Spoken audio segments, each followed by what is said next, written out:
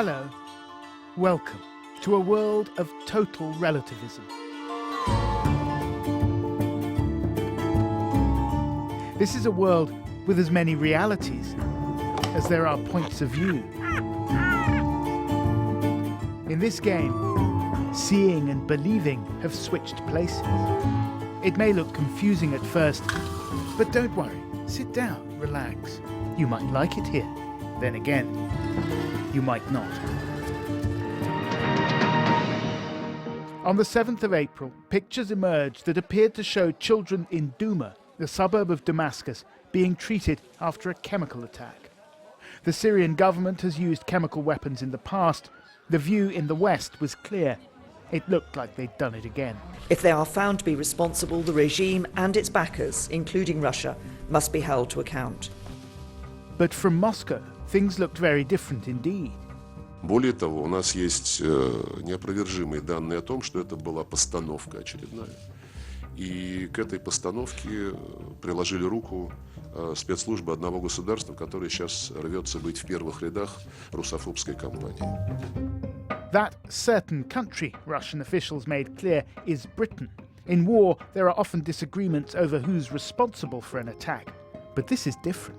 The narrative has evolved over time, so as soon as the attacks were reported, you saw well-known pro-Kremlin and pro-Assad internet trolls advancing the narrative that this was a genuine attack but had been committed by the rebels. But then quickly you had more official sources, so particularly the Russian Foreign Ministry and the Russian Defense Ministry, saying the whole story is a fake, the images are a fake, the videos are fake, the story is a provocation. In the real world, this is a binary situation. Either there was a chemical attack or there wasn't. On the ground, a team of international experts is checking. But meanwhile, in the world of information warfare, the Russians are on the offensive. Good afternoon, ladies and gentlemen. Moscow's chief diplomat in London has been holding marathon press briefings, covering topics from Syria. The white helmets are supported by the British government. They're giving them money. And they are famous for staging fake chemical attacks. To Salisbury. We get the impression that the British government is deliberately pursuing the policy of destroying all possible evidence. To a multimedia presentation on Iraq. My judgment as Prime Minister is that this threat is real, growing, and of an entirely different nature to any conventional threat to our security that Britain has faced before. The programme in the form that we thought it was did not exist in the way that we thought, so I can apologise for that. Russia makes no secret of the fact that it believes it's fighting an information war. Those who study this campaign say Moscow is using a mixture of methods to produce a potent propaganda cocktail.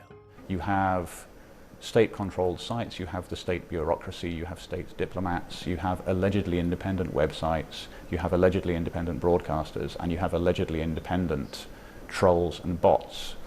But you see that they all work together, they all amplify the same messaging, and they all support the Russian government's narrative, and they all attack the Russian government's critics. One of those who's been named in UK government analysis, variously as a Russian bot or a troll, is someone with the Twitter handle Ian56789. Up until the 7th of April, he was tweeting continuously about Salisbury, echoing the Russian government's line that the UK was behind the poisoning. Then, after reports of the attack in Douma emerged, he switches seamlessly to pushing Moscow's line on Syria. He's not, in fact, a bot. Hello. He's a real person called Ian Schilling. Over Skype, I asked him whether he was, though, a pro-Kremlin troll. I am not controlled by anybody, anywhere in the world. I do my own thing. I am interested in analysing the evidence of what is going on in these wars. There are no credible journalists anywhere in mainstream media. They lie. They just parrot whatever the government lies on. So the UK government is going to lie all the time because they're up to no good. But your tweets seem to parrot whatever the Russian government lines are. Well, because if the Russians are telling the truth about something, I'm going to agree with them because I report the truth. If you want to check whether you're dealing with a bit of Russian propaganda, there's one phrase that's a dead giveaway: false flag operation. It basically means somebody else did something to make Russia look bad. According to pro-Kremlin Twitter accounts, reinforced by state-run channels and official statements, recent examples include the shooting down of MH17 in Ukraine and, of course, the poisoning of Sergei and Yulia Skripal with a military-grade nerve agent. Russia has floated more than 20 theories for what happened in Salisbury. They include the Brits did it to distract from Brexit, or maybe it was the Czechs, or the Slovaks, or possibly the Swedes.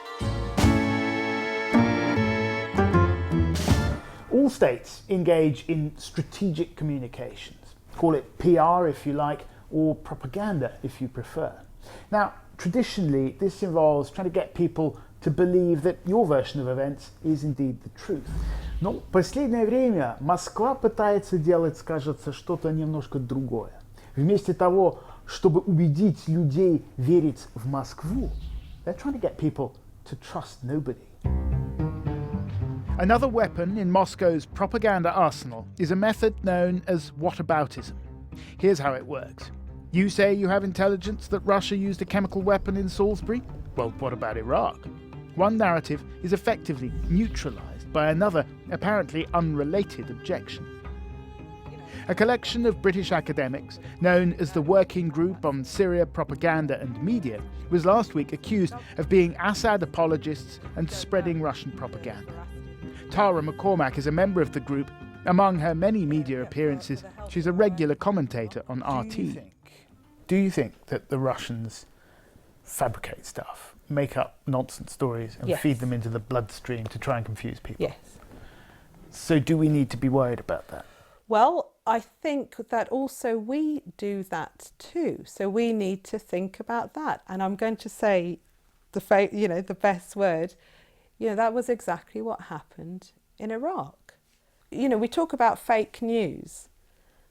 The kind of dodgy dossier, as it became known, the claim of 45 minutes, that is the most astonishing case of fake news you could have. Some people would call you a useful idiot. Yes, I know. Well, that's fine. But I think if asking for evidence and due process and caution is to be a useful idiot, I think that says much more about the accusers than about me. And indeed, almost to ask for them, and I have experienced this, is to be dismissed as a traitor. So, well, no, I'm sorry, I actually thought that was quite an important part of British democracy. One of the hallmarks of a healthy democracy is a robust and open exchange of ideas. We may disagree, but our disagreements are based on a set of commonly accepted facts. But what happens to a society when, amid an avalanche of information online, the boundaries between truth and fiction become blurred? I think the public space is being eroded because of the amount of anonymous communication that we receive.